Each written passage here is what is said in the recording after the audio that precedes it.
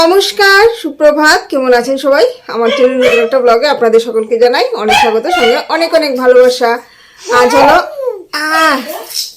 আজ হলো মঙ্গলবার, এখন বাজে হলো সকাল 9:30। আজকে এখন থেকেই একটা নতুন ব্লগ স্টার্ট করছি। আর এই যে আমার শুনে পাপাকে নিয়ে আজকে আমরা ব্লগ স্টার্ট করেছি। পাপা ওকে বিছানা রেখেছিলাম, এত চিৎকার করছিল, কান্না করছিল না ঠিক, তাও খুব চিৎকার চেঁচামেচি করছিল। দেখুন বাইরের অবস্থা দেখুন।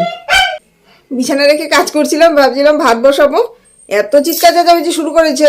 তো ওকে এখন কোলে তুলে নিয়েছি, কোলে নিয়ে এখন ভাবলাম ভিডিওটা স্টার্ট করি। দেখুন কিভাবে মোবাইলের দিকে তাকিয়ে আছে। দেখুন মোবাইল, টিভি এগুলি কিন্তু এখন দূর থেকেই ও ফোকাস করতে শিখে গেছে। বলে দাও পাপা গুড মর্নিং, বলে দাও হ্যালো ফ্রেন্ড, গুড মর্নিং বলে দাও, বলে দাও, বলে দাও, বলে দাও যে আমরা ঘুরু ঘুরু করতে যাব, তোমরা দেখবে, মামার ব্লগ দেখবে, আমরা ঘুরু ঘুরু করতে যাব, বলে দাও। তো এখন রান্না বান্না চাপাবো। আজ তো মঙ্গলবার, তেমন বিশেষ কোনো কিছু রান্না করবো না, খুব হালকা ফুলকাই রান্না করব। আর নিয়ে যাওয়ার জন্য মোটামুটি কাপড় চোপড় একটু রেডি সেডি করে রেখেছি, বাট এখনও গোছানো টোছানো কিন্তু শুরু করিনি। আজ গোছানো শুরু করব।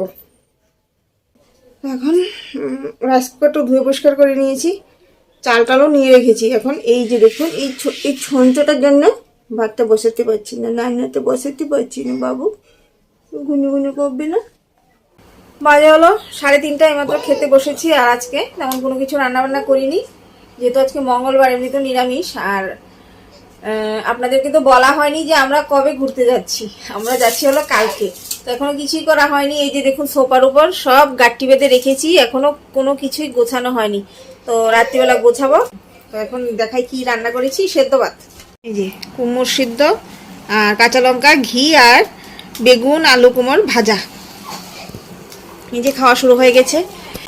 মিঠুন আসার সময় এনেছিল মিষ্টি, এই যে কি বলে নাম কি, ক্ষীর কদম্ব। তো এটা খাবো, ভাতটা খেয়ে নিয়ে আগে। শুভ সন্ধ্যা, এখন বাজে হলো 7:15। আর এই যে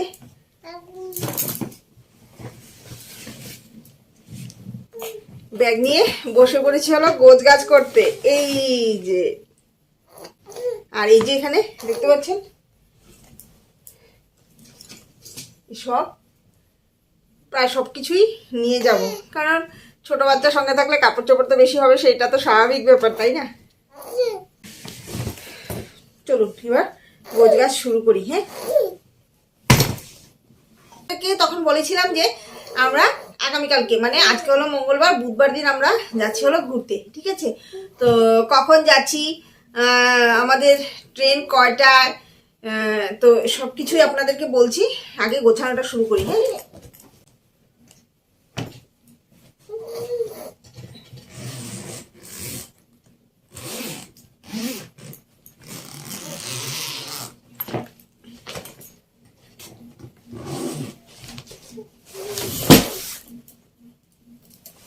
দেখুন এটার ভেতরে কত সোয়েটার ফোয়েটার গোছানো আছে, মায়ের চাদর, সোয়েটার। ওরা তো এখন আর পাশে নেই, তো এগুলি ওদের স্মৃতি। আর এটা হলো আমার বাবার সোয়েটার, লাগেজটাও ওদেরই, সবকিছুই ওদের। আমার তো নিজের বলতে কিছুই নেই। বাবা মা দিয়ে গেছে বলেই থাকতে পারছি, চলতে পারছি, বাঁচতে পারছি, না হলে অস্তিত্ব টিকিয়ে রাখাটাও মুশকিল হতো। যাই হোক, এসব কথা বলবো না, আর মন খারাপ হয়ে যায় সব কথা বলতে গেলে। চলুন গোছ গাছ শুরু করি। আর মিঠুন তো এখনো জামা কাপড়ও ইস্ত্রি করিনি, এখনো বেরিয়ে গেছে, ওর নাকি এখনো কাজই শেষ। আর আমার বিপির ট্যাবলেট, তারপর গ্যাসের ওষুধ, সোনা পাপার জন্য ওয়েট টিস্যু, এগুলি সব ওই যে আমার হ্যান্ডব্যাগের মধ্যে নিয়ে নেবো। এটাতে মেয়ে আর একটা ব্যাগ দিয়েছিল ব্ল্যাক কালারের, ওইটা একটু সুন্দর ছিল, বাট ওইটার নিচটা দিয়ে একটু কি করে জানি সেলাইটা খুলে গেছে, তো তার জন্য ওইটা নিচ্ছি না। এটা আমার একটা পুরনো, ওইটাই নিচ্ছি, কারণ এসব ধরনের ব্যাগ আমি খুব বেশি একটা ইউজ করি না, বিশেষ দরকার পড়ে না। আমার সোনা বাবার বার্থ সার্টিফিকেট।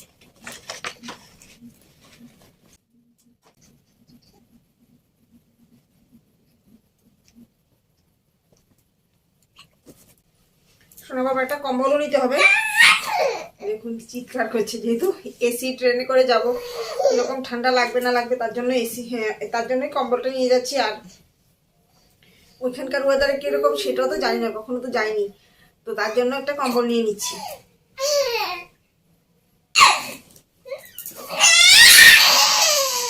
দেখুন কি চিৎকার চেঁচামেচি করছে।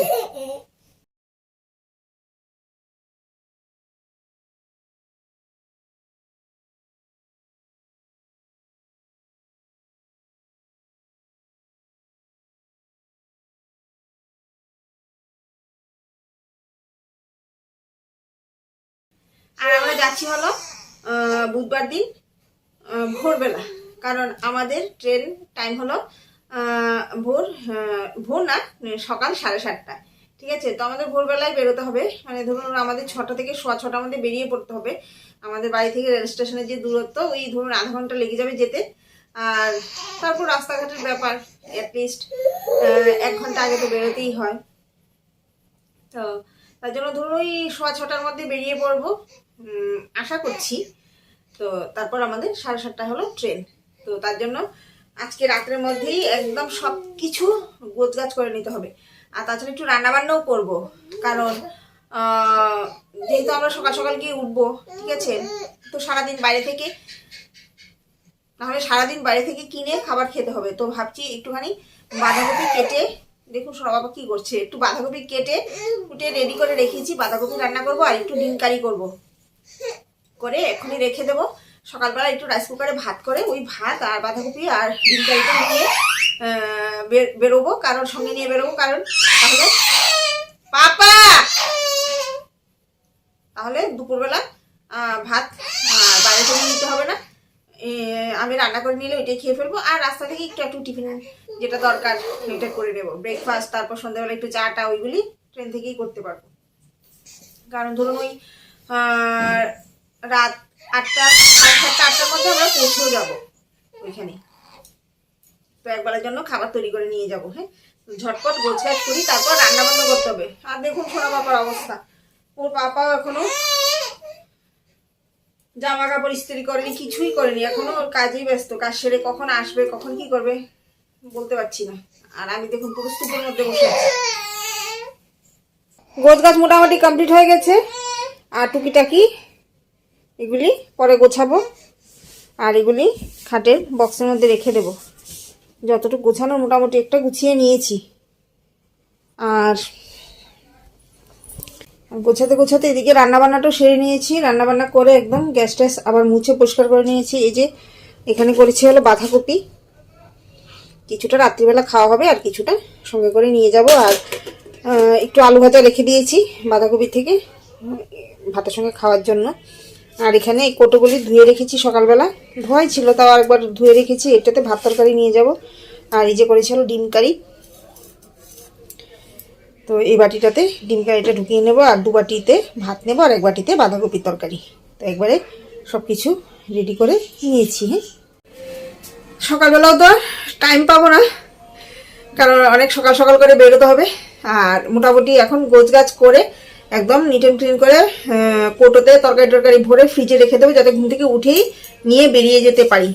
তো ঠিক আছে, আর ভিডিওটাকে কন্টিনিউ করছি না, আজকের জন্য এটুকুই। সবাই ভালো থাকবেন, সুস্থ থাকবেন, নিজের শরীর খেয়াল রাখবেন। আমার ভিডিওটা আপনাদের কেমন লাগলো কমেন্টস অবশ্যই জানাবেন, ভালো লাগলো অবশ্যই লাইক শেয়ার করবেন। আজকের জন্য আপনাদের সকলকে টাটা।